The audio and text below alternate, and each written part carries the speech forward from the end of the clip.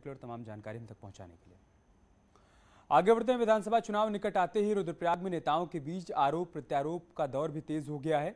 विपक्ष जहां बीजेपी विधायक भरत चौधरी और उनके रिश्तेदारों पर ठेकेदारी का आरोप लगा रहा है, तो वहीं विधायक भरत चौधरी ने नया बयान देकर विरोधियों को फिर नया मुद्दा दे दिया है। भरत चौधरी ने कहा है कि उनके और उनके किसी भी रिश्तेदार के नाम पर 1 रुपए का भी ठेका नहीं है। अगर किसी बाहर के ठेकेदार की झूठ की वजह से इस तरीके की बातें सामने आती हैं तो इस पर हम कड़ा ऐतराज जताते हैं और उसकी निंदा करते हैं। लगभग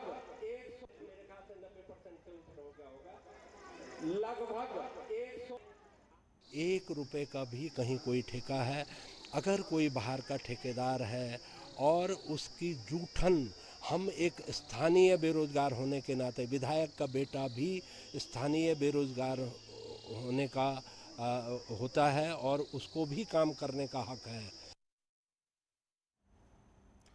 उधर टिहरी में कांग्रेस की टिहरी लोकसभा के पर्यवेक्षक सुरेश चंदेल का कार्यकर्ताओं ने गर्मजोशी के साथ स्वागत किया और बौराड़ी में आगामी चुनाव की रणनीति को लेकर मंथन किया।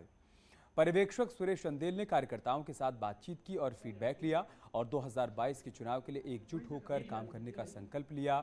वहीं सुरेश चंदेल ने बीजेपी पर जमकर निशाना भी साधा। चुनाव के समय थोड़ा बहुत इधर उधर होने की सामान्य प्रक्रिया है, ये कोई बड़ा विषय नहीं है। सब तरफ जिस तरफ सरकार का चांस होता है उस तरफ ये झुकाव बढ़ता है।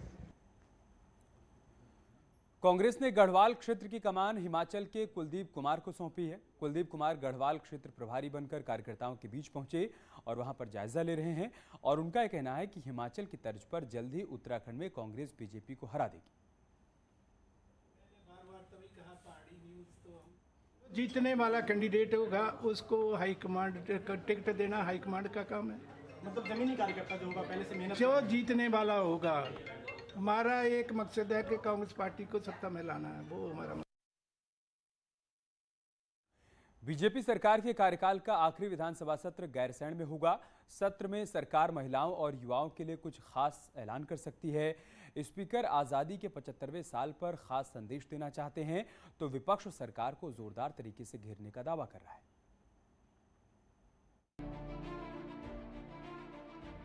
गैरसैंण में सरकार का आखिरी सत्र 2 दिन का होगा। 29-30 नवंबर को होने वाले सत्र से सरकार एक साथ चुनाव से पहले कई संदेश देना चाहती है। गैरसैंण को ग्रीष्मकालीन राजधानी बीजेपी ने बनाया। इस बात का प्रचार प्रसार 2022 से पहले आखिरी सत्र के जरिए सरकार करना चाहती है। सरकार का कहना है कि युवाओं और महिलाओं के लिए सत्र खास होगा ताकि युवा मुख्यमंत्री के तौर पर पुष्कर धामी गैरसैंण में अपने पहले सत्र से बड़ा संदेश दे पाएं। वहीं विधानसभा स्पीकर आजादी के 75वें साल पर एक दिन का विशेष सत्र भी चाहते हैं।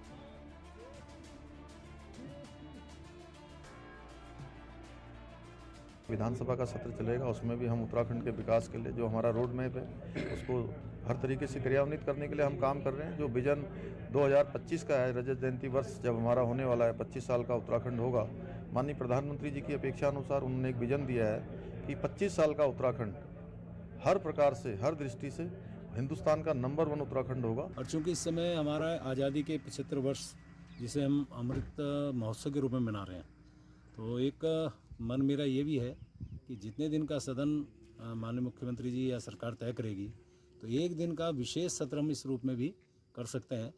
संविधान के मुताबिक विधानसभा के 2 सत्र के बीच 6 महीने से ज्यादा वक्त का अंतर नहीं हो सकता।